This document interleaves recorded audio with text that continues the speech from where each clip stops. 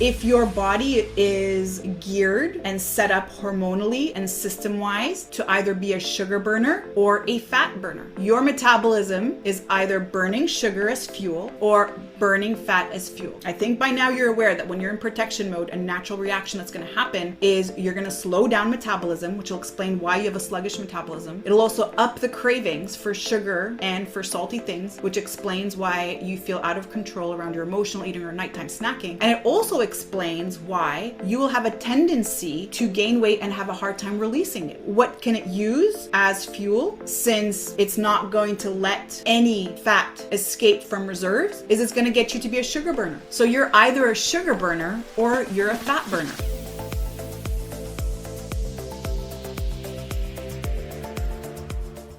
All right, welcome back.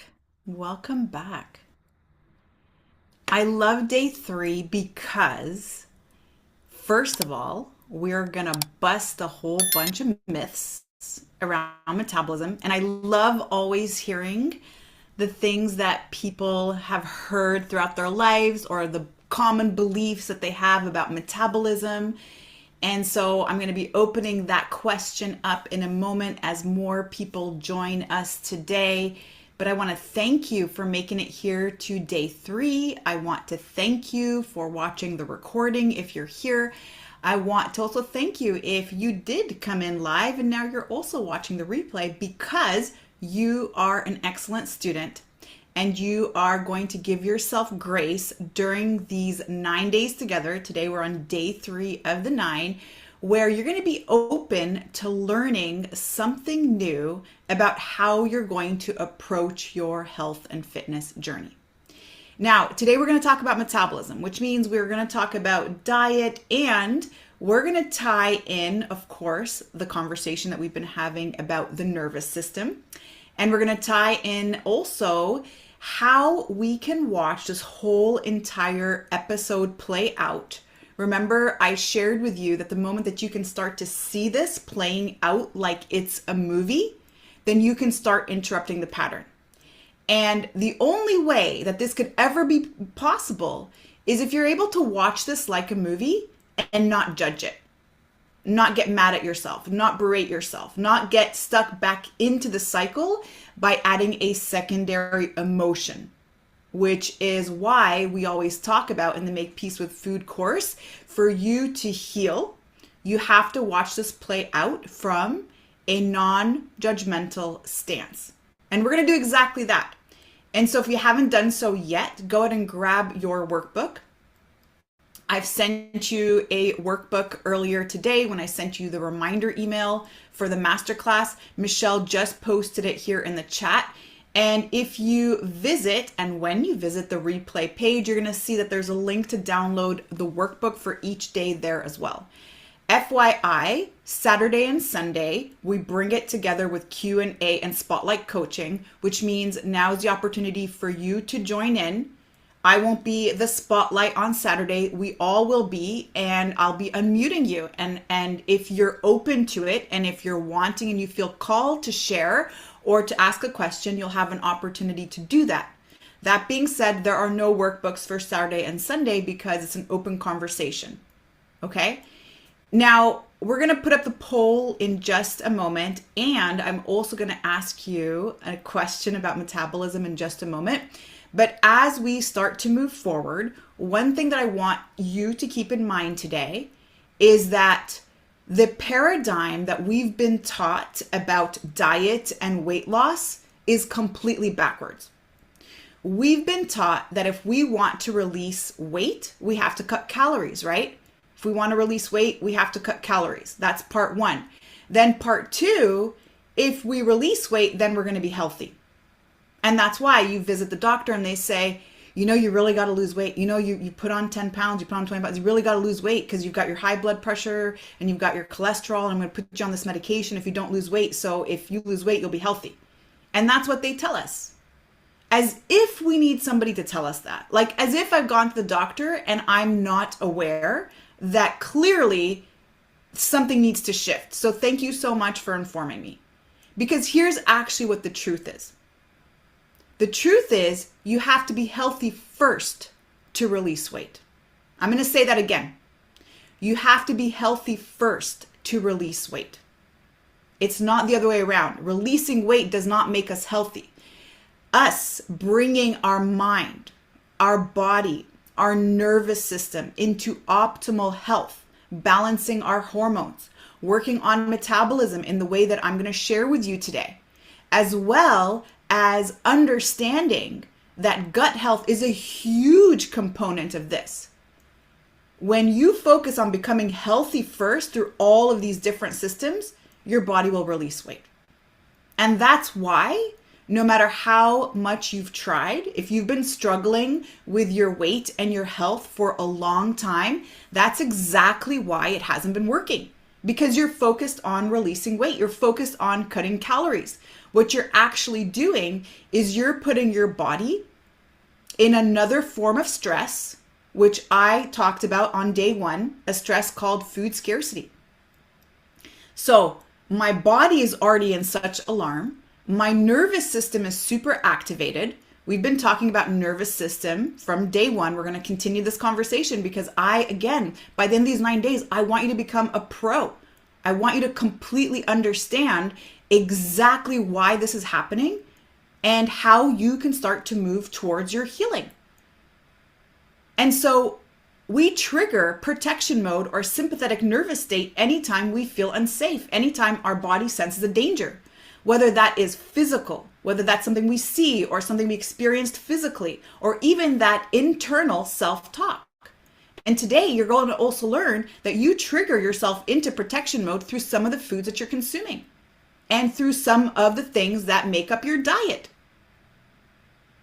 And so you trigger your nervous system to get prepared to fight, to run, to be able to hide if it needs to.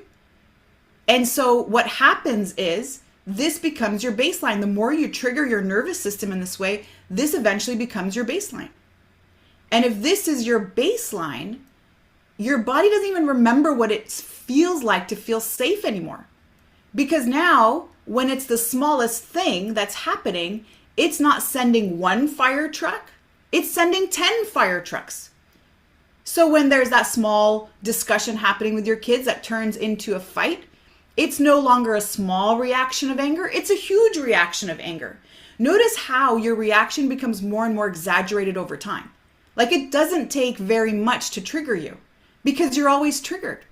So your nervous system doesn't know, should I send out one fire truck or should I send out 30? And then also, should I send out cops? Like, what should I do? Because it's seeing everything as so overwhelming and everything as constantly threatening because it doesn't have that baseline anymore. The baseline now is always alert, survive, danger, unsafety.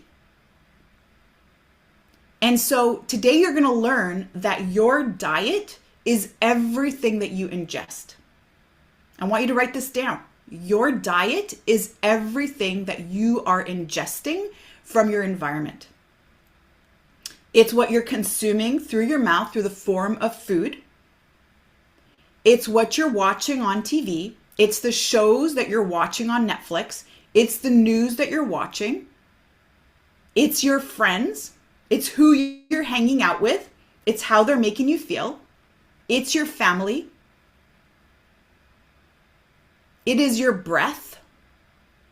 It's the media. Even social media is a part of your diet. Everything that enters your being that you ingest is your diet. That is the true definition of diet. It's not just what you are consuming and how many calories it is, or that it has 100 calories on the packet and it's made out of whole foods and it's also vegan. That's not diet. Diet is everything that you're ingesting, because who I spend time with are going to affect how I think and how I feel, and therefore how I act and how my body feels safe or unsafe. And same thing with what I'm watching on TV, whether that is my favorite shows on Netflix or the news I'm always watching about the state of the world, always making me feel constant fear because we're doomed. All of that is your diet. And I have a hard rule. Like, I don't watch anything on Netflix that makes me have fear or that makes me feel sadness. I just don't. And if I start watching a show and somebody's really ill and going through cancer treatments and things like that, I abort. I stop watching that. I went through that in real life with my mom. I lost her in 2019. I know all that. And I don't need to watch a show to remind me of that. But I love watching things that make me laugh. Right? Think about it when you're watching something and you're just laughing out loud, or it's so light and there's no attachment to it. It's like so non-committal. Like, how does that make you feel? Same thing with the music that you're listening to. If you're always listening to sad music and heartbreaks and just so much pain. And I mean, I grew up in the 90s. So like, imagine all of our music. And guess what? All of my favorite artists somehow passed away because of an overdose, or they took their own lives. And that was the conversation. All of that is your diet. And I just want to bring your awareness to this today, because this is going to affect your metabolism. Can you believe it? This is going to affect your metabolism. And like I shared, it's not actually releasing weight that's going to get you healthy. It's you getting yourself healthy that is going to result in weight release. Because remember, like I shared, when we are triggered into protection mode and our nervous system is in fight or flight response, it has one objective. Keep Sherry alive. Do everything it possibly would take to keep her alive. Slow down her metabolism. Give her some sugar cravings. And now this is all happening, remember, because yesterday we spoke about how cortisol now is in the bloodstream. So cortisol always wants access to instant energy, which is in the form of sugar, which is why we have that binge mechanism that gets switched on, that is responsible for all those cravings. And notice also how important it is when we have access to energy that it must be readily available to the organs that are going to need it. What does that mean? That means when cortisol is high, guess where all of the fat storage is going to be favored around? The midsection. When we are in fight or flight, when we're in protection mode, we're going to see that the majority of our fat stores are going to happen in our midsection, so that it's available quickly for the liver, for all the organs that are going to need it to be able to provide instant energy. And the liver is that organ for you. And so again, it's amazing because it's a miracle. And at the same time, if you understand that a lot of your diet has been contributing to getting you into protection mode this whole time, and you learn that you, by continuing to dress your food and continuing to exercise and continue to stress yourself, focusing on releasing weight, what you're actually doing is quite the opposite. You're actually sabotaging everything that you're trying to work for. You're actually keeping yourself stuck in protection mode longer. So when you're in protection mode, your cortisol is high, favoring fat storage, especially around the midsection. Insulin is constantly released to be able to do something about all that blood sugar that's circulating through the body. And insulin, remember, is the storage hormone.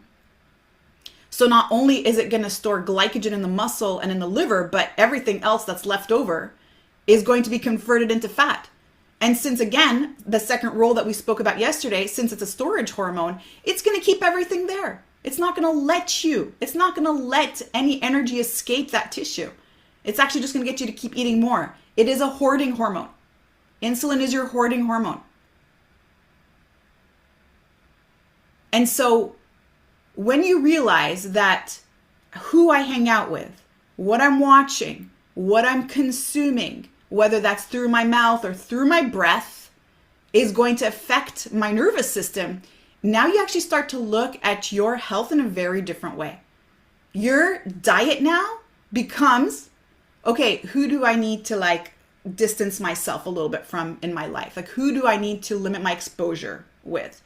And what do I need to now start watching more of and less of? And I spoke to you about how even physical stress from the foods that you're consuming is triggering your nervous system. So when I'm consuming foods that are full of chemicals and toxins that my body can't recognize. That's creating stress in the body. That's creating a lot of stress. So we don't want to avoid processed food because of the calories and all these things, but I want you to actually think about it in a different way, from a very different perspective. When I consume foods that are high in refined sugars or high in refined carbohydrates that force my pancreas to release so much insulin in a very short amount of time, that's exhausting. Imagine somebody forced you to run on a treadmill all day long and then just kept turning up the speed and then the incline and then bringing it back down and then turning it up, and like, you'd be exhausted by the end of the day. But that's what we do to our pancreas. That's what we do to our organs. We create physical stress in the body when we're consuming these foods. And that also triggers cortisol to be released from the adrenals. That triggers our nervous system. If I were to consume something toxic and my body feels it, right away it's going to respond to it. How does it respond to it? My nervous system alerts me that there's something going on, and it starts to make these physiological changes in the body. When you are in fight or flight, when you're in protection mode, the digestion turns off. Your digestive system turns off. And it does this so intelligently because of two things. Number one, the priority now is in the muscle tissue. It's in the limbs. It's in your arms. It's your legs. It's your musculature. So that you can run, so that you can hide. Digestion is not important right now. That's why some of us might experience the runs when we're super stressed. Digestion is not important right now. That comes secondary. What is super important right now is that we need to escape. And so all of your energy is going to go to your muscle tissue so that you have access to instant energy. And then the other thing that happens, the reason why when you are in fight or flight or in protection mode, the energy focus shifts away from the digestive system onto the muscle, is because your immune system is actually located in the gut. Your immune system is located in the gut. There's a reason for that. I mean, even think of babies. They go through the oral phase where everything is in their mouth, right? They experience life through their mouth orally. And imagine how important it must be to have your immune system right where food and objects enter the body so that there can be a reaction. So if you consume something toxic or something that's gone bad, right away your immune system can respond to it. It's right there. And we're going to talk about the gut tomorrow. So I want you to hang out with me a little bit longer because we're going to continue this conversation there. But as soon as the gut feels like there's a threat because I just consumed something that's creating a reaction in the body, whether that's a type of food that doesn't serve me, or that's a processed food, or that's a chemical or a preservative or a color or an additive in the food that I'm not recognizing, or it's GMO, or it's full of pesticides, or there's hormones, and the list goes on and on and on. The moment that my digestive system senses that, my immune system is going to respond, and it's going to start inflammation. It's going to start an inflammatory process. And so that's why when we are in fight or flight, when we're in protection mode, the attention goes away from the digestive system onto the musculature, onto the extremities and the limbs, so that there could be focus for us not only to be able to get ourselves out of real danger if there is one, but also to make that digestive process less important, to be able to free up energy so that we can take action. And so before I move on, what I actually want to do is I want to pull up that poll question. So Michelle's going to put a question right here in the chat. And as we get into a conversation on metabolism today, I'm curious to know, what is your number one biggest struggle in achieving control around food and nutrition? Okay. What is your number one biggest struggle in achieving control around food and nutrition? What is it? Now, I've already talked to you a little bit about diet. I talked to you about how diet is even who you're spending time with. It's what you're watching. It's all the information that you're consuming from your environment. So what is your biggest struggle? Is it your partner? Is it that you know too much? Is it because you're confused? Is it because you feel like you're not disciplined? Is it because you can't control your emotional eating?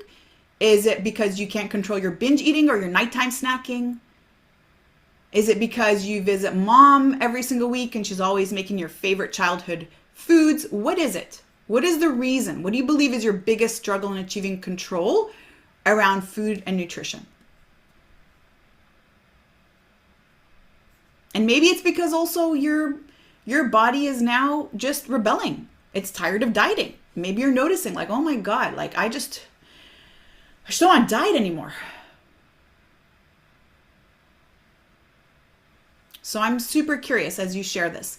And then I'll give you another moment or so. And if you're following on the replay, you're always welcome to join the Facebook group and share your response there. Because I would love to know. I do come back later in the day to check the responses. And Michelle helps as well with that. So we're there to support you. We're there to hold space for you throughout this time. And like I was sharing yesterday and the day before, day one, this is an invitation for you. This is an invitation to explore what's really there, for you to actually shift your focus away from what you think you should be doing to what you actually, and I really believe this, what you actually deeply know is the cause to this constant battle. This battle with yourself, this battle with your body, this battle with your health, this battle with your weight, this battle really with you regulating emotions. And I've worked with thousands of people who have a similar story as you. And oftentimes the root comes from childhood. Up until the age of 6, we've learned everything that we're continuing to use today to house that perspective of life. Up until the age of 6, you formed your perspective of life. I mean, think about that.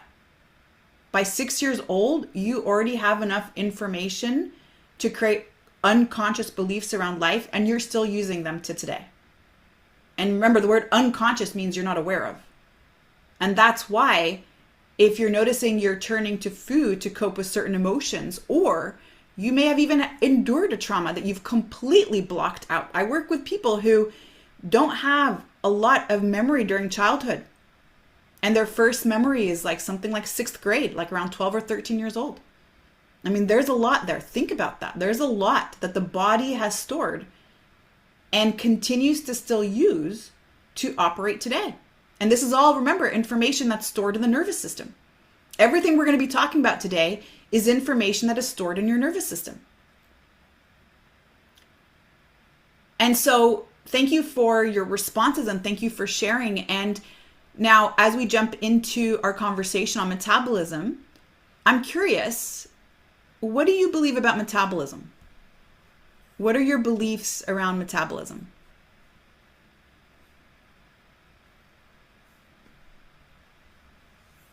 What do you believe about metabolism? What have you been told? Share with me in the chat. What have you been told about metabolism?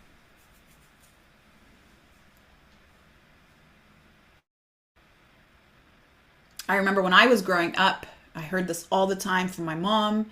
I heard this from her friends, and they all said, oh, you're so skinny now. You'll see when you're older, it's normal after you have kids and your body never goes back. Like, I heard all that stuff. I also heard once you're in your 30s and your 40s, your metabolism slows down. I heard that. Susan says there are 2 different types, slow and fast. Yeah, you can have a slow metabolism or a fast metabolism. I will agree with that in some ways. And I will also say it's because of which nervous system state you're in. If you are always in protection mode, yes, you're going to have a sluggish metabolism, no matter your efforts. Because it's like your body is literally putting the brakes on fat loss. And it's getting you to be a sugar burner, which we're going to be talking about in just a moment. Martine says, if the amount of energy per day needed by the body for basic functioning. Oh, good. Yes, the definition of metabolism. Thank you, Martin. So Martin shared that metabolism is the amount of energy per day needed by the body for basic functioning. Yeah, that's your basal metabolic rate, your BMR, as you may have seen it in app calculations, or TDEE. So your, let's say, daily expenditure, your minimal daily expenditure. That's another one which would account then for your activities. So there's BMR, your basal metabolic rate, which is, okay, this is the amount of energy that I need to keep my heart rate going to really basically be alive without anything extra, just to stay alive. Then you have your TDEE, which now involves your activity level. So how much movement do you do? Do you have a sedentary job or not? Do you exercise or not? What is your height? What is your weight? And now that also becomes another calculation. Deborah says, metabolism is controlled by my thyroid, and my thyroid is slow due to hypothyroidism. And Deborah, thank you so much for sharing that. And yes, the thyroid hormone is a very big component for metabolism and many other things too. And hypothyroidism, we spoke about this yesterday, happens from fatigue of adrenals, from fatigue of hormones. And it's like when one system starts to break down, you then start to go into deficit and move into another system and go into deficit and move into another system. And so you have these different hormones in the body that give you energy. So we spoke about cortisol, we spoke about insulin being also responsible for energy. And once those systems are fatigued, we moved into the next one, which is the thyroid hormone. And so it becomes a cascade of events. And the goal, though, again, and I've seen this happen so many times, is to start to move backwards and reverse engineer and again get to the root of why is the system overloaded? Why is the system overloaded? Because usually when we get to hypothyroidism, that is now the extreme, or let's say the third or fourth step in the system becoming overloaded, not step number one. And again, I'd love to invite you for a conversation if you're open to it, to explore a little bit more, because I feel like we can also get into a little bit deeper into when this started, and a little bit of your history, which I know you've been sharing in the chat over the last couple of days. And I want to thank you so much also for just being vulnerable and for sharing this. Melody says you need to eat every 2 to 3 hours to boost your metabolism. Yeah, I know, right? I've heard this one before also. And this comes from the bodybuilding world, where they were trying to get as jacked as possible and as huge as possible. Of course they kept eating. I mean, what happens if you keep eating every few hours, right? You basically teach your body that the only way it gets energy is through food. It can't get energy by calling into fat stores, right? So we're going to be talking a little bit about that today. Carolyn says, control and tired of keto. All right, Carolyn, time to bounce from the keto train. And there's a reason that your body's tired of keto. And by the way, I'm not for or against any one diet. I'm for or against what the right quote unquote diet is for your body. I'm going to say that again. And remember, my definition of diet, I just shared it with you a moment ago, which is not your calories in and calories out and your breakdown of your macros. Diet is everything you're consuming. And that looks very different for each person, which is why when you go through the Make Peace with Food program, you determine your unique metabolic blueprint. That is your design. That is exactly how you eat to feel the most optimal, and for your body not only to be in safety mode, but also for you to have balanced hormones, for you to have optimal gut health. And it looks like ease. It's effortless effort. It's a bunch of habits that you do that suit you, not just what your body wants to do with the food that you're consuming, but also your lifestyle. Because I don't know about you, but I don't have hours in my day to train and to cook. Even though that's what a lot of people believe I do. They believe I work out all day. I wish. I work out for 5 to 20 minutes, a few times a week. And again, I share that with you as well, that process and that journey, what that can look like for you in the Make Peace with Food program in my advanced power workouts. All right, we'll take one more. Deborah, question is, some people eat everything on the planet and never gain weight, and some people look at food and gain weight. Yeah, and this is such a powerful one. And again, it's not our body size and it's not our weight that is indicative of health. I don't know about you, but I'm sure you know that person who got very, very ill and lost a lot of weight while they were deteriorating and then finally passed away. And that was the case with my mom. And I shared this story also on the podcast and with some of my members. And I remember standing in front of the mirror with her the last few days of her life. And she was looking at herself in the mirror. She's like, oh my God, I've lost so much weight. This is what I've wanted to do my whole life. And then she said, but I never expected it would be like this. And that's like just something that blew my mind when she said that. Because would you really be upset over those last 5 pounds or 10 pounds or 20 pounds when you knew that the other option is to be 20 pounds heavier and to live? You probably wouldn't. You probably wouldn't. And so we have to move away from that. We have to move away from that. And again, it's that paradigm that we're taught. If you want to be healthy, you have to lose weight. And that's not correct. That's not correct. That's what we hear from doctors. That's what we hear from all these different diets. It's always about promoting weight loss. And it's also what we hear from friends, if you think about it. I've made it, and this is like the last several years, I've made it my mandate to not ever comment about anybody's body when I haven't seen them in a while. If I notice they released weight or they look different, I never say anything. Because we don't do that. We don't honor people for the achievements that they're doing in life or how amazing they are or the wonderful life that they're living. But we always honor them or comment or bring our awareness to what their body looks like. And why do we do that? Well, we only see in people what we see in ourselves. So if weight is really important to me and the state and the size of my body and my weight is really important to me, then for sure, that's what I'm always going to notice in other people. And women do that. And women do that the most. It's like you haven't seen people in years and you finally get together and like, oh, did you see Jill? Jill looks like she lost weight. Jill, you lost weight. What have you been doing? Meanwhile, Jill's written a book and she's traveled to Europe and she's got some really cool things to share. But no, what do you want to know about Jill? You want to know about how she lost weight. What diet is she on? What is she doing? Is she taking the shot? That's what you want to know. And again, it's our responsibility. That's part of your diet. Your diet is always focused attention on weight. But imagine what would happen if you shifted your attention elsewhere so that you do calm your nervous system, so that your relationship with weight and size and food and body image is not always fearful. It's not always triggering your nervous system. Every time that conversation comes up about weight, it triggers your nervous system. Or if you're about to go to an event and you're worried about, oh my God, I put on some weight. Oh, now it's spring and now we're going to this thing and I have to wear this thing. And what are people going to say? Are they going to notice? And that just becomes such a fearful thing for you. Instead of thinking about how wonderful it's going to be to see all these people you haven't seen in a while, what are you actually obsessing over? You're obsessing over how you're going to be judged. Why? Because that's what you are aware of. That's part of your diet. That's what you see in life as high value. High value is your weight, your size. Health equals skinny. Everything else is not healthy.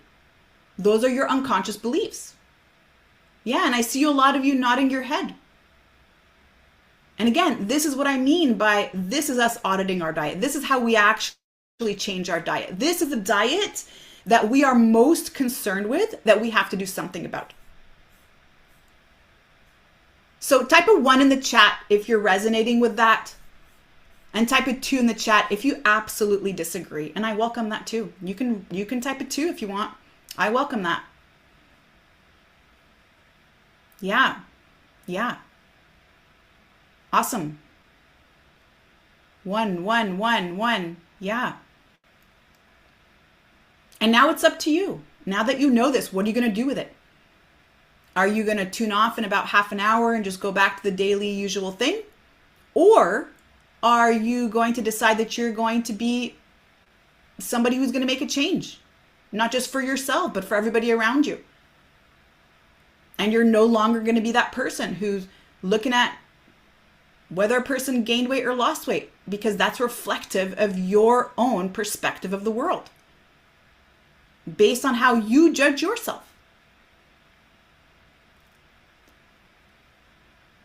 Carolyn says, I lost 60 pounds, but need to lose 100 pounds more.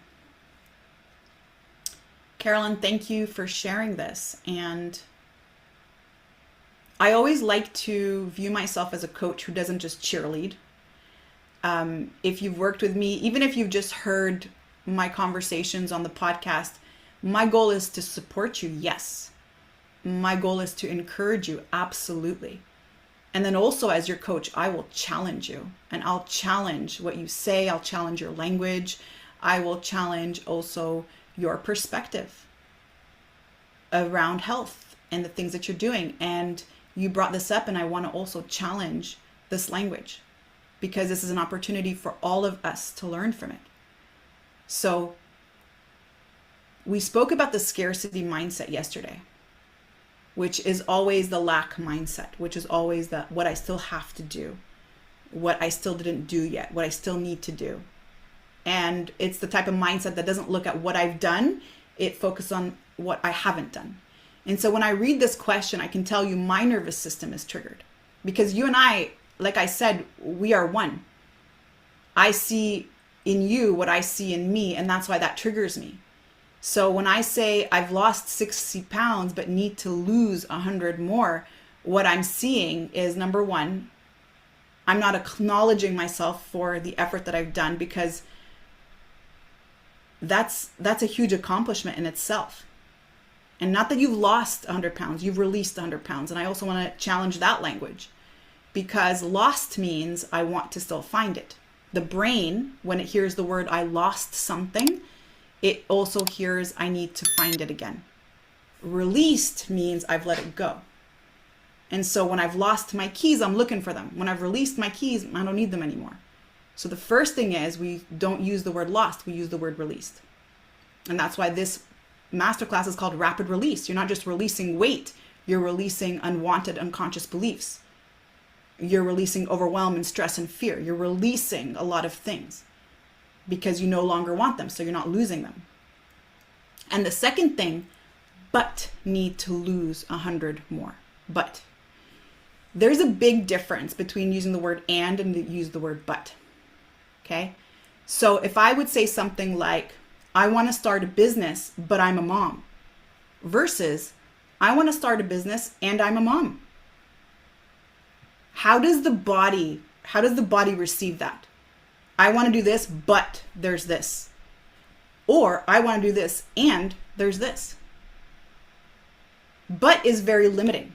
But puts the brakes on. But already tells me that, hey, nervous system, alert, danger, change something. Something is wrong. That is the but. The and opens up possibilities. It opens up opportunities. It actually gets my mind to think about solutions. Because if I want to start a business, but I'm a mom, I've already decided I can't start a business because I'm a mom, because I won't have time, because I have kids, because I've got other priorities, because. And my brain will actually look for reasons why I can't do it. However, if I use the word and, that's called dialectical thinking, which you will learn about in how to use and program your mind and your unconscious beliefs in the Make Peace with Food program. We go through dialectical thinking. And that really means that, okay, so I want to do this. Now, I also have kids. So how am I going to do that? All right, so what if I plan something around their schedule? What if I do that when they're in daycare? Well, what if I do that while I'm doing this? What if while they're doing their homework, I do this? Now I'm actually looking for solutions. I've had a tough year through my divorce. I've put on 30 pounds and I'm still working towards my health goals. Right? That's dialectical thinking.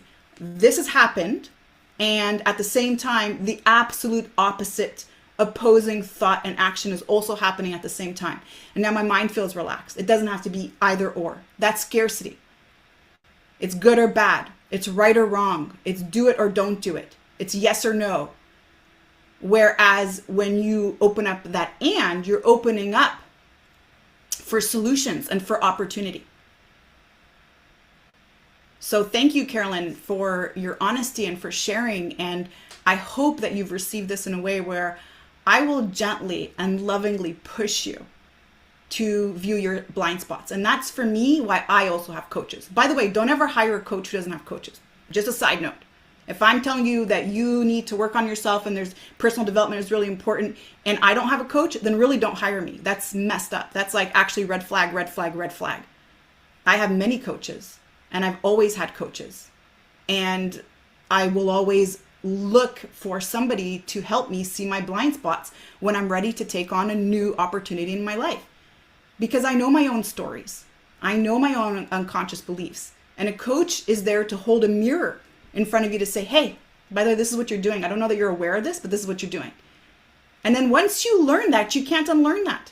So I know that as I shared this, Carolyn, I'll tell you something. Every single person who's listening right now and listening to the replay is resonating with that and is like, oh, snap, that's me. Because that was me too. And I recognize that in myself. Right? So there's an opportunity for us to be challenged so that we can continue to get uncomfortable and then become aware of something, interrupt the pattern, and now we can write a new one. So here's what's going to happen. After what I just shared, I bet every single person listening will never use the word I lost weight again. Just like the word FAT. I never say it. At home, my kids, I got 2 girls, 16 and 14. We've never used the FAT word at home. They don't call the dogs that. We don't ever call other people that. We don't call ourselves that. We don't say that word. They can say fuck, but they can't say the FAT word. That's the other F word that they can say. Yeah, that's right. Because that is such a triggering word. If I keep calling myself that, that's my identity. If I look at myself in the mirror and I call myself FAT, or I call other people that, or what is she wearing, or what? How did she not see what she was wearing? Or and that is the word that's always describing myself, whether it's true or not. What am I actually saying? I'm downloading that as a part of my identity. So how can I become a person who is 30 pounds lighter if I truly believe that I'm FAT? It's not going to happen. Right? And so your beliefs are so important. How you describe yourself is so important. That's you programming your nervous system to, hey, this is who we are. So guess what? I'm going to be eating all the things that's going to support that. I'll be doing all the things also behavior-wise throughout my day that's going to support that being who I am, if that's what I believe I am. And that's part of our conversation today around metabolism. Whatever you believe about yourself becomes your truth. Every single thought that you have creates chemistry in the body. And so if you open your workbooks, I'm going to give you first the 2 myths about metabolism. Okay? 2 really important things about metabolism and about weight release in general. Okay? Number 1, slow and steady wins the race. Slow and steady wins the race. The faster it comes off, expect it to come on faster because what you're releasing at that point is not actual body fat. Body fat is a slow, steady energy, right? It's like the oil lamp that or a candle, it just keeps going. And anything that comes off quickly, that's sugar, that's water, that's muscle tissue. So slow and steady wins the race. That's number 1. Number 2, another fact that I want you to know, another truth about weight release or metabolism. Number 2 is if you've been struggling for a long time, for years or decades, and struggling with something more than 10 pounds or so, because your weight, by the way, is not a number, it's a range. You're not 160 pounds. You're between 158 and 165. That's actually how we really correctly and accurately measure weight. It's not a number. We're always fluctuating. And so if you're always fluctuating greater than 10 pounds and it's been a long struggle and you're either always on the wagon or off the wagon or on the wagon or off the wagon, I'm going to tell you right now that the reason is it's a nervous system problem. You are in protection mode. Your nervous system is in protection mode. Okay? And what I wanted to talk to you about today in terms of metabolism, and just to continue the conversation around nervous system and hormones, is that your metabolism is very much indicative of which nervous system state you're in. I see already in the chat, that's what a lot of people are sharing here. And it depends on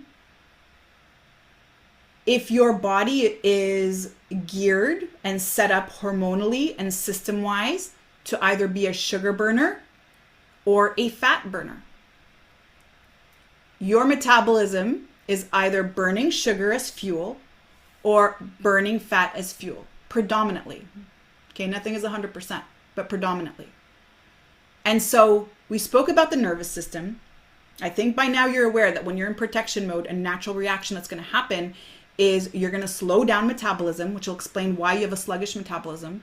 It'll also up the cravings for sugar and for salty things, which explains why you feel out of control around your emotional eating or nighttime snacking. And it also explains why you will have a tendency to gain weight and have a hard time releasing it. Because your body hormonally is doing exactly what it's supposed to do when it's in protection mode, which is to make sure that you keep storing. And so what can it use as fuel, since it's not going to let any fat escape from reserves, is it's going to get you to be a sugar burner. So you're either a sugar burner or you're a fat burner. And when you're a sugar burner, you know you're a sugar burner because you want to eat every 2 to 3 hours, like Melody shared. So when you're advised to eat every 2 to 3 hours, you're making your body a sugar burner. You're making your body rely on fuel every few hours to sustain your energy. You also know you're a sugar burner, which means you have a sluggish metabolism, which means you are stuck in protection mode when you have to nighttime snack, or maybe even wake up in the middle of the night to eat. You know you're a sugar burner, of course, when you have that sweet tooth. You always want dessert after a meal. Or maybe breakfast. You prefer something sweet for breakfast. You know you're a sugar burner when your friends are afraid of you when you're hungry, because you're always hangry. Or maybe you even shake and you get hypoglycemic, or you get headaches. You get intense headaches when you haven't eaten. And so that's a sign of a sluggish metabolism. If you want to speed up your metabolism so that you're a fat burner, we're going to start by shifting the nervous system, which means, number one, before I even look at the food, I gotta dress like life. I gotta address the other components of my diet, which is my friends, my social circle, my family, maybe my work environment, the things I'm watching on TV, how I'm dealing with my stress, my unresolved traumas, my emotional dysregulation. I'm going to deal with all of these things so that I can actually bring the cortisol down. Cortisol comes down. Insulin's going to be like, okay, cool. We don't need to be up so high. Cool. Okay. And now I can go longer and longer periods between meals without cravings, without need to having a snack in between my meals. Noticing also, I don't actually crave sweet things that much anymore. Like, actually, I probably eat only half of the sweet things that I used to eat. I don't even miss soda. I don't even think about chocolate. Oh my God, I haven't had that in so long. I don't even think about it anymore, because your body's not asking for it. So it's not you using willpower to follow the meal plan that says don't eat it. It's like literally you not even desiring it anymore. You're reprogramming your brain. You're reprogramming your nervous system. And so what happens? Okay, now insulin's down. Insulin's down. Cool. Guess what? We're now able to access our stored energy, which is in the form of body fat. Because remember, if cortisol is high, then insulin's going to be high. If insulin is high, then we're going to always suppress any fat oxidation. We're going to suppress any release of fat from our fat cells. But now that insulin is down, well, now we can access that. It's like now the body can see it. And so guess what happens? Remember, fat is a slow burning, steady fuel. And so we're feeling calm and we're not hangry anymore. and we don't have these sugar cravings, and we're actually feeling very clear-headed. Our thinking actually becomes more clear. We sleep better throughout the night. We don't need to snack so often.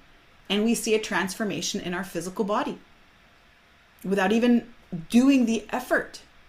Well, I mean, what would happen, do you think, if you stopped craving sugar and stopped consuming the quantities of these highly refined processed foods because you no longer even crave them?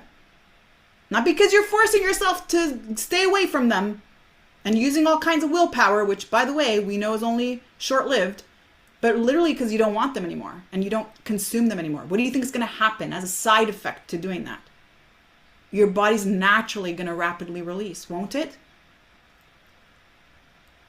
And it does this in a way that feels very exciting for you. You're going to feel very centered while you do this because you're not stressed about food and you're not stressed about hitting your macros or your calories. And so give me a 1 in the chat if this resonates with you, and give me also a 2 in the chat if it's still kind of cloudy and needs some clarity. Just want to see where you're at. All right, getting some 1s here. Okay, and thank you, by the way, for your participation and for being a part of this conversation. Thank you. And here's what's great about tomorrow when we talk about our gut health and the gut-brain connection and continue the conversation on nervous system. We're also going to brush up on all these concepts that you've learned over these last few days. And like I was sharing, repetition is mastery. So if you have an opportunity to go back and watch the replay today, please do so. Okay. All right. So if you go ahead and open up your workbook that I shared today, you're going to see that I also have this for you here. So you can go ahead and fill that out. Okay. This is called the binge loop. This is called the binge loop. Okay. And I say reptilian part of the brain. People are like, what do you mean reptilian part of the brain? Well, that's the part of the brain that controls the thoughts, controls the emotions. It's the very primitive brain. It's that part of the brain when you were first born, would cry for food when you were hungry, would stop crying for food when you were full. It's that part of the brain that knew already how to suckle so that it can get milk. It's that part of the brain. It's the reflexive part of the brain that just reacts to things in the environment. And what I want you to know from here, okay, so there's all these big words and scientific nerdy words, but what I want you to know is that every single thought that you have, every single thought, and you have thousands of them every hour, creates chemistry in the body. Every thought creates chemistry in the body. Every thought creates chemistry in the body. Chemistry in the form of a hormone. So every single thought that you have results in a hormone. Every thought results in a hormone. That's insane to think about. But the best way I always describe this is what happens when we have a sexual thought. If we have a sexual thought, whether we're someone's saying something and we got a sexual thought, we watched something or we remembered something or we went down memory lane and had a sexual thought, what happens? Notice how certain areas of your body respond, correct? The reason why that happens is because you had a thought in your brain that released a neurotransmitter. That neurotransmitter then created a neuropeptide. It's a protein that travels. That neuropeptide traveled to a gland that it matches. So that sexual thought is going to match one area in the body. It's not going to go to the throat near thyroid glands, but it's actually going to go to your first center, isn't it? And from that place, it's going to release a hormone that's going to stimulate that area. That hormone is going to travel back to the brain and it's going to produce more of that neurotransmitters. And the more that transmitter is going to create more of those neuropeptides. They're all matched. They all match like puzzle pieces. They all go together. And that's the loop until the experience is over. And so we do the same thing when we have a fearful thought. When we have a stressful thought. I got a message this morning and somebody said, this happened with my kids this morning and all of a sudden it took me into thoughts about money, then it took me into thoughts about this, then it took me into thoughts about that. Right, because those are all a match. All those thoughts about those things in my life make me feel the same way. They're a match. So what happens is I have a thought, a fearful thought. about kids, about my kids, or about something I'm really worried about at work.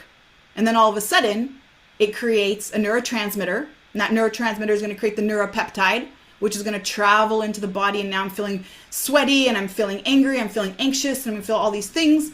And then all of a sudden, there's a hormone that's released. Guess which hormone that is? Cortisol. It's going to travel to my adrenal glands and release cortisol. Cortisol now is going to travel to the brain and be like, oh, alarm, alert, danger, danger. Now we have more of those thoughts, more and more of those thoughts, and I'm stuck in that loop. And so what ends up happening when I do this and I use food, which is the next slide that you see in your workbook, when I use food to overcome that feel of fear, what I actually am doing now is I'm training the body when you have this fearful thought, which gives rise to that fearful emotion of anxiety and stress and overwhelm and not enoughness and life sucks and I hate everything and all those thoughts and those feelings. And then all of a sudden I turn to food and I eat food. I have a nice piece of chocolate and I'm like, for 5 seconds, I feel the relief. Oh, that relief feels so good, which is a dopamine release. I want more. I want more. I want more. And then I look down and I'm like, oh my God, I can't believe I just ate the whole chocolate bar. And so what happens? I now have another thought, which is, why did I do that? Oh, like I said I was never going to do that again. Like, oh my God, I can't believe it. Like I said, and now I have secondary emotions, which is regret, remorse. Maybe I feel guilty. Maybe I feel a lot of shame. Now I got up and I hit all the wrappers because I don't want anyone to see what I've done. But you know what? Since I'm already here, I know there's ice cream in the freezer. I may as well just go for that, since I've already screwed everything up. Or because I don't like that feeling of guilt and now I want to get out of the feeling of guilt, and this I know can offer me a temporary relief. And we get stuck in this pattern. And again, we feel this if we are emotionally eating. So what I have here for you is there's a prompting event that starts this whole cycle. You are triggered. It could be a conversation with your spouse. It could be the fact that you were bored. It could be a stressful day at work. It could be difficulty with your kids. Anything that prompts you to that dysregulated emotion. What's a dysregulated emotion? It's an emotion that you can't sit in without having to busy yourself, without having to escape. Again, that can be boredom. It could be, well, it was just the end of the night. Kids were in bed. I wasn't upset. I didn't fight with anybody. I had a great day and I was just bored and lonely. I just needed to do something. And so you avoid this unconsciously by turning to food.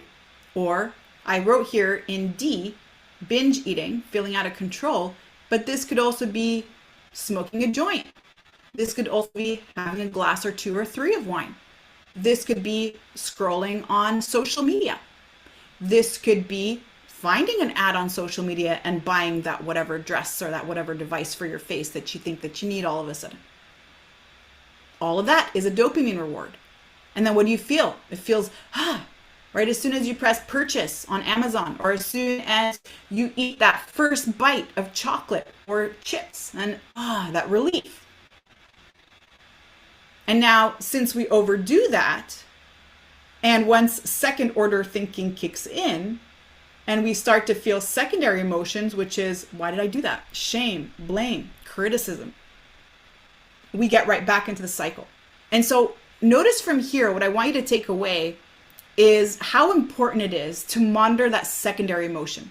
That's why I started this conversation saying you can break this cycle if you can watch this whole thing play out with a non-judgmental stance. Don't judge it. Because if you judge it, you are making a secondary dysregulated emotion. You're right back in. Remember, if you're right back in, right away, you're going to want to avoid that. It's going to bring you right back out. And if not that evening, it's going to still be there the next day or the day after or the day after. The more you can just walk away from an episode without it having to be so triggering, the more that you can walk away from an episode without blaming, without shaming, without being frustrated, just moving on with life like no big deal just happened, you can start to interrupt this pattern.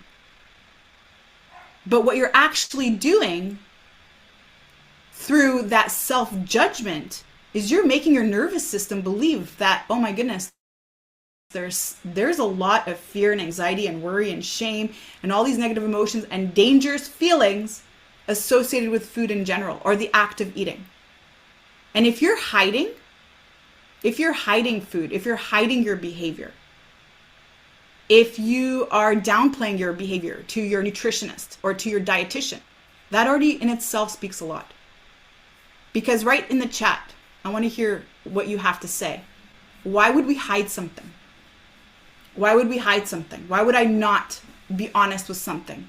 What emotion is there if I'm not being honest and I'm hiding it and I don't want to admit it to anybody? What emotion is there? What emotion is there? Yeah, guilty. That's right. What else? What else? Shame. That's it, Deborah. Yeah, shame, guilt, people judging me. That's right. That's right. Shame and guilt, Calvin. That's right. Yeah. Shame. And it's the irony, Elisa, that I'm not good enough. Spot on. You guys, good job. This is so good. This is so good. If you can sit in what's really coming up for you right now, what's actually true about this, then you'll be able to break this cycle. If I no longer feel shame, or like Carolyn said, embarrassed. Yeah, Amy and Patty also saying shame. That's right. Shame. Like I need to hide it because there's so much shame. Deborah, I failed again. Right. Right. Disappointment. Guilty. Frustrated. Angry at myself maybe. What's wrong with me will be the primary question. Why do I keep doing this? I'm out of control. I can never stop. And so the more you do that, remember, every single thought creates chemistry in the body. So what are you doing? When you feel shame or guilt or frustration, neurotransmitter in the brain, the neurotransmitter is going to create the neuropeptide. That's the protein. It's going to travel to adrenal glands. It's going to release the hormone, cortisol. You're right back into the cycle. So your conversation on metabolism has nothing to do with your age or the fact that you've had kids. But what is coincidental about that is generally during the time of our lives when we have had kids, when we are having our families, we're creating our families, or when we are going through menopause, those are the times of our lives that are also the most stressful. That's probably when you've bought your house, you're having problems with your in-laws, maybe you've had your first death in the family, maybe things are really crazy at work, because now it matters. Now there's bills to pay. Now there's kids to take care of and responsibilities. Now I'm fighting with my spouse and I don't know if we're going to make it or not. Now these are real things and there's people in my family that are really, really ill, or I just got diagnosed with something serious. And so if you think about it, it's not about our age. It's about our circumstances in life that bring us into protection mode. And this is real. I sit down with so many women who since COVID, like I was really good, Cher, like before COVID, like I was crushing it. I was doing hot yoga all the time. I was working out. I was running. It was like so easy. I was like only wanted salads. It was like, and then all of a sudden COVID happened. And then I don't know, like I'm struggling now. Like I've put on 50 pounds. I don't know what to do. And you know what? When I tell them, okay, stop weighing yourself and let's just take some photos. So that way we've got some progress that we can measure over time. And let's stop focusing on the food. But you're not going to tell me how to eat. No, I'm not going to tell you how to eat. What we're going to do though is we're going to get your nervous system back into safety mode. And so what happened? COVID, I lost my job, and then the whole vaccine thing, and then I couldn't travel, and then my so-and-so got really ill and passed away, and then my dog passed away, and then this happened, and then this happened with my kids, and then that happened, and then I was in the hospital, and then it's like a boom, boom, boom, boom, boom, boom, boom, boom, trauma, trauma, trauma, trauma, trauma. And here's the thing about trauma. Trauma is energy. Every emotion is energy. That's why when you feel sad, your body is literally heavy. It is a low vibration frequency. It's heaviness. When you feel fear, you feel paralyzed. It's also a low vibration energy, a low vibration frequency, which is why it's hard to take action. When you feel anger, that's higher vibration, which is why you can yell. You can set boundaries. You can get stuff done. You can tell somebody off. You can run for your life if you need to. And that's why joy feels very light. It's like, when you're in love, it's like you're living on air. You can eat air for breakfast, lunch, and dinner and feel very energized. Food isn't what gives us energy. Food is not what gives you energy. You being able to regulate your emotions, you being able to shift your nervous system from protection mode to safety mode is what gives you energy. And that's what I want to share with you over these 9 days, this perspective. And so I want to thank you for your time today. And I know we're a few minutes over, but if you have it in you and you feel called to, I would love for you to share some feedback. On day 3, we're going to put up the poll. I want to know how this went for you. And as your homework assignment, until I see you tomorrow, I want you to fill out that little diagram that we just saw, okay? That how you lock yourself into protection mode. I want you to fill out this diagram, okay? So you see that you have a whole bunch of space in your workbook, and I want you to fill it out. Maybe you had a recent episode that you can remember. Maybe it was last night, maybe it was a couple weeks ago, maybe it was even not food related, maybe it was other substance related, maybe it was alcohol related. And I want you to fill that out. What was my prompting event? What was the thought? Because a trigger is a thought, by the way. That's what it means. Anytime we have a trigger, it's a thought. Because think about it. Moments ago, I wasn't thinking that. All of a sudden, I'm thinking that. Moments ago, I wasn't thinking that I'm a loser and I'm this and I'm a good for nothing. I wasn't thinking. Something happened to make me feel this way. Was that an interaction with somebody? Was that a passive aggressive comment? Was that me talking to my mom or my dad and this is what they said? Was it what I watched on TV? Was it when I scrolled on social media this morning and I watched all the feeds? Was it when I heard about my high school friend who's doing this, that thing I wanted to do and I'm not doing it? What is it? It's something. It's something that triggered you. Triggers come from the 5 senses. It's something that you heard or saw or tasted. It could even be food. Sugar is a personal trigger for me. If I have something sweet in my mouth, I just want more. That's a personal trigger. It's kind of like people who have substance abuse issues. If they have a little bit, they want more of it. So it could be also something that you taste. So it could be anything that you perceive and receive from your 5 senses. Smelt. Maybe you walked into a bakery. Oh my God, fresh bread. Oh, all of a sudden I wanted bread. And you know what? I was buying like muffins, and then I was buying chocolatines, and then I was buying croissants, and then it all started with the smell of bread. It wasn't there before. If you hadn't walked past that bakery, you wouldn't have thought to buy all these things.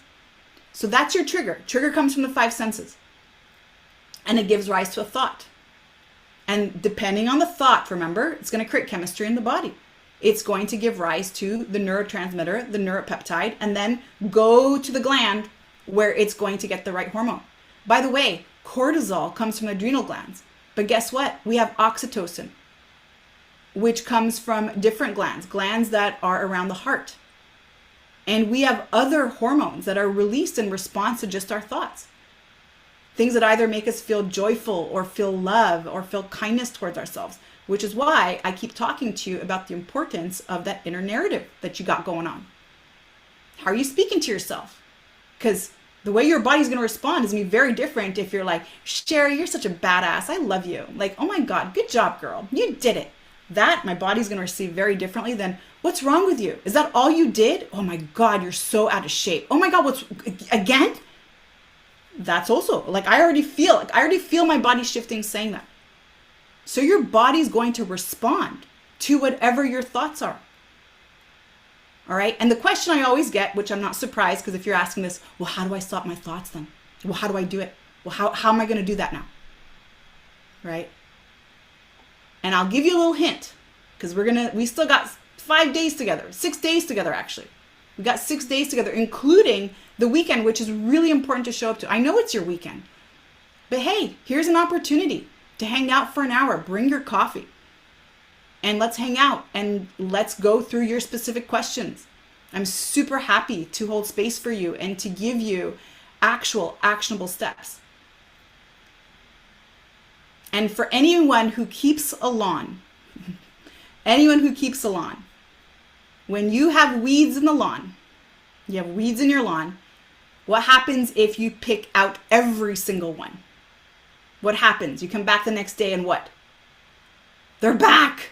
It's like, I just spent 2 hours plucking out weeds. I go back the next day, it's like, what? And it's like doubled? Yeah, you can't do that with your negative thoughts. The only way that you can actually get weeds out of your grass, out of your lawn, is by adding more grass seeds. Adding more grass seeds. And that's how we shift our nervous system. It's not by trying to stop the negative self-talk. Address it, see it, watch it, play it like a movie. Detach from it, separate yourself from it. And now let's put in the new programming. There has to be a new program. And it's not a new program where I'm going to use another coping mechanism to replace this coping mechanism, even if that coping mechanism is exercise. I stopped eating sugar and binge eating, and now I'm over exercising. That I'm still coping, FYI.